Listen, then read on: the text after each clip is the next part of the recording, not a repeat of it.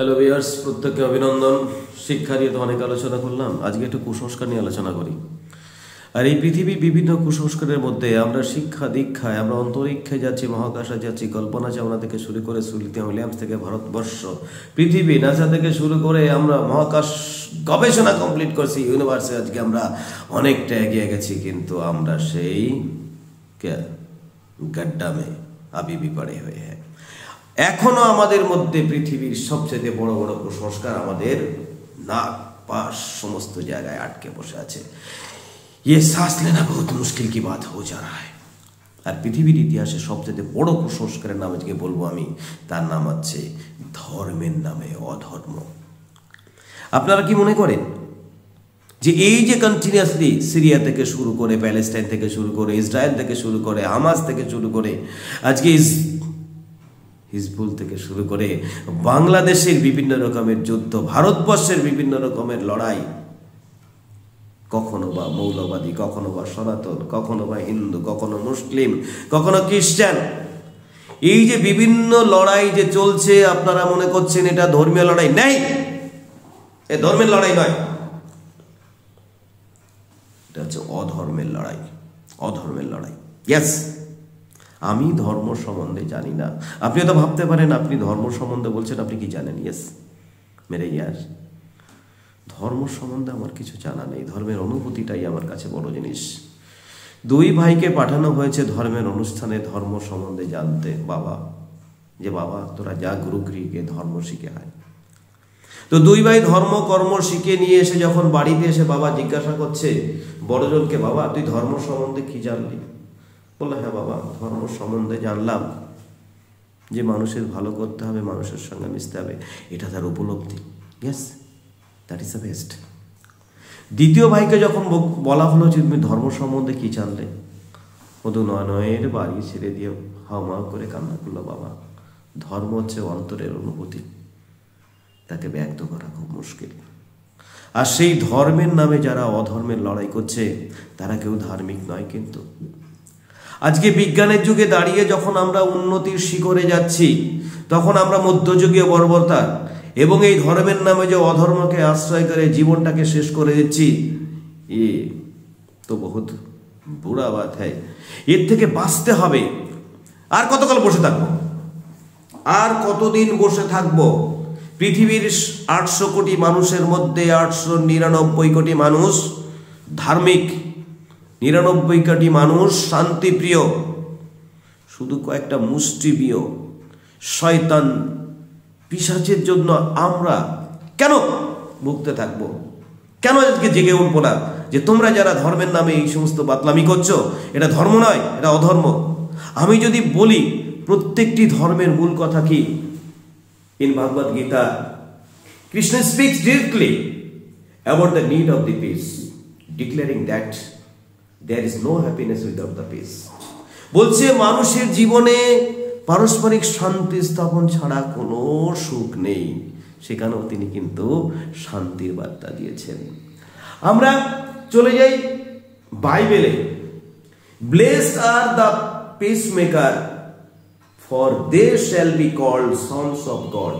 বলছে তারাই হচ্ছে ঈশ্বরের সন্তান, যারা শান্তি রক্ষা করে নিজে আশীর্বাদ ধন্য হয়। আমি বোধহয় খুব বেশি ভালো ব্যাখ্যা দিতে পারি না, বাট এইটুকু বুঝি, শান্তি রক্ষাটাই আমাদের জীবনের প্রথম ধর্ম।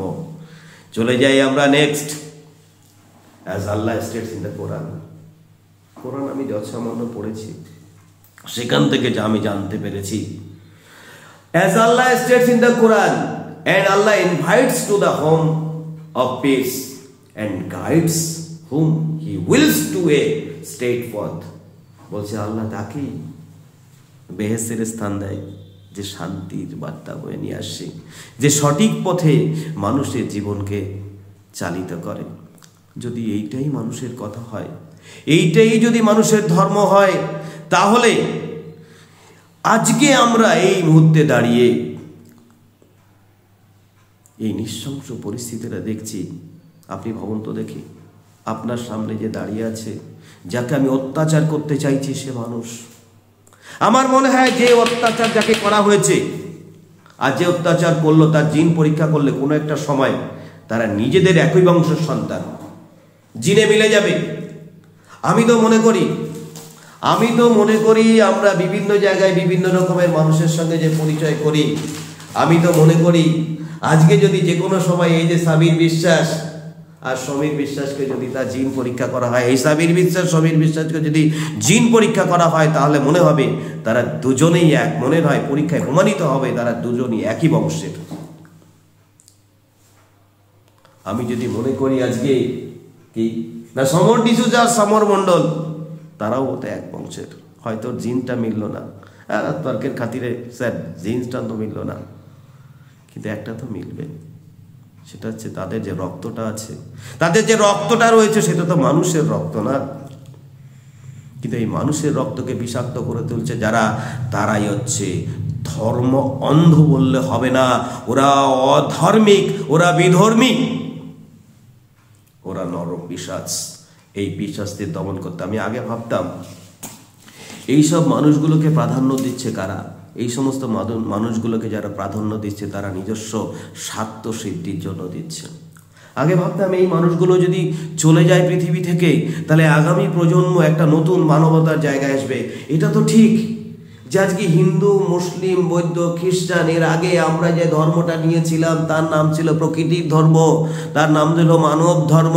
আমি ভাবতাম শিক্ষা দীক্ষা, মানুষের যে চেতনাবোধের জাগরণ, তার ফলে মানুষের মধ্যে যে শিক্ষার জাগরণটা ঘটবে, সেই শিক্ষার ফলে নতুন প্রজন্ম হয়ে উঠবে নতুন একটা ধর্মের অভিসারী, তার নাম মানব ধর্ম। কিন্তু আমার সেই চিন্তা, সেই ভাবনা আজ গড়িয়ে যাচ্ছে যখন থেকে ছোট ছোট বাচ্চাগুলোর মধ্যে আজকে ধর্মের নামে হিংসা প্রবেশ করানো হচ্ছে। এই বাচ্চাগুলো আক্রান্ত হচ্ছে গো, এই বাচ্চাগুলো কিন্তু ধর্ম নিয়ে জন্মায়নি। আরে কে কোন ধর্মের ইচ্ছে পাইলে উসকো সিলমোহর দেখাও। কোন ধর্মের মানুষ তুমি দেখাও তো দেখি, তোমার সেই ধরনের অ্যাটেস্টেড ফর্ম আছে কিনা, তোমার শরীরে তার কোনো ছাপ আছে কিনা। অর্থাৎ ধর্ম নিয়ে কেউ জন্মায় না, ধর্ম তার অন্তরের অনুভূতি। আমরা দেখেছি বাংলায় বলো, বিভিন্ন ভাষায় বলি, ধৃ ধাতু থেকে ধর্মের উৎপত্তি। ধর্ম মানে সে যেটা ধারণ করছে সেটা ধর্ম। আরে ইয়ার আব তো রহো, আব তো দুনিয়া কে লিয়ে সোচো। আমরা যারা টিচার তারা পৃথিবীর সবচাইতে বড় সমস্যায় আছি। আজকে আমার কাছে স্টুডেন্ট রামও আছে, রহিমও আছে, আমি দুজনকে ভালোবাসি। দুটো স্টুডেন্ট যখন পরস্পরের সঙ্গে গলা জড়িয়ে পড়তে আসে, আর দুজন যখন পরস্পরের সঙ্গে আনন্দ করতে করতে বাড়ি যায়, আর তখন এই ধর্মের নীলিন শিকা যখন ওই অধর্মিক লোকগুলো সরিয়ে দেয়, তখন তারা তাদের চোখের দিকে তাকিয়ে শুধু কান্না করে। এই কান্না বন্ধ করতে হবে। যদি 850 কোটি মানুষের মধ্যে যদি আমরা ধর্মচেতনা পেয়ে থাকি, আর সামান্য কটা অধার্মিক লোকের জন্য, বিধর্মী লোকের জন্য আমরা কেন এই ধর্মের বাতাবরণে পড়ে পরস্পরের সঙ্গে লড়াই করব? পৃথিবীর ইতিহাসের সবচাইতে বড় কুসংস্কার হচ্ছে এই ধর্ম, আর পৃথিবীর মধ্যে সবচাইতে বড় অহেতুক লড়াই হচ্ছে ধর্ম, যার কোনো হেতু নেই। আমি বলছি কেন, ধরুন রাজনৈতিক লড়াইয়ের ক্ষেত্রে এর ক্ষমতা দখল করছে, ওর মতো হতে পারে ও ক্ষমতা দখল করছে, আমাকে লড়াই করে আমার ক্ষমতা দখল করতে হবে। কিন্তু এই ধর্ম এমন একটা জিনিস, যদি কেউ ধর্ম পালন করে অপরের কোনো ক্ষতি হয় না, আর ও যদি ধর্মটা পালন করে এর কোনো ক্ষতি হয় না। ও যদি ওই ধর্মটা পালন করে তখন এ ধর্মের লোকগুলো ওটা দেখে আনন্দ পায়।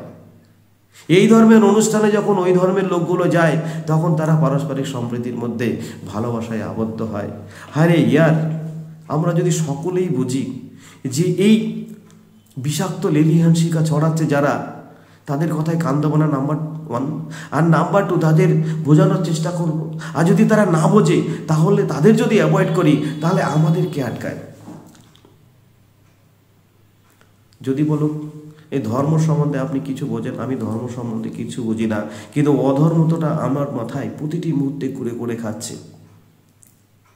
সকলে মিলে কিন্তু আমাদের এই যন্ত্রণা থেকে বেরিয়ে আসতে হবে। আমি জানি না আমার এই কথার ফলে বাংলাদেশের দাঙ্গা থামবে কিনা, আমি জানি না আমার এই দাঙ্গার ফলে হিজবুল নাম করে, হামাস নাম করে প্যালেস্টাইন, সিরিয়া, লেবাননে আক্রমণ থামবে কিনা, আমি জানি না যে সন্তানটিকে কোলিনে দুটি রুটির জন্য প্যালেস্টাইনের যে মা আতুর কাতর প্রার্থনা করছে, মুঝে রক্ষা করো, জানি না वो कैसे बंद होगा। আমি জানি না ভারতবর্ষের বিভিন্ন প্রান্তে যে সাম্প্রদায়িক দাঙ্গাগুলো তৈরি হচ্ছে তা কবে থামবে।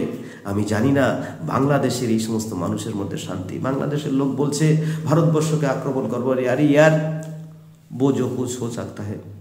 তারা তাদের মতো করে তাদের কথা বলবে, এটা তার ন্যাশনালিটি, এ নিয়ে আমার কোনো কথা নেই।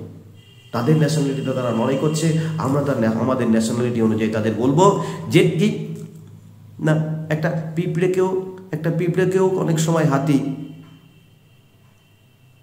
কিছু বলে না, গায়ের উপর দিয়ে ঘুরিয়ে বেড়াতে পারে।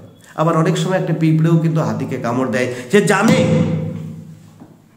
যে ওই হাতি যদি জাস্ট একটা নিঃশ্বাস ছেড়ে দেয় আমি উড়ে যাব, তবেই পিঁপড়ে ওই হাতিকে কামড় দেয়। কিন্তু আমার সেটা আলোচনার বিষয় নয়। আমার আলোচনার বিষয় হচ্ছে আমার বাংলাদেশ, আমার ভারতবর্ষ, আমার পৃথিবী, আমার এই ইউনিভার্সের মধ্যে কেন শান্তির বাতাবরণ আসবে না।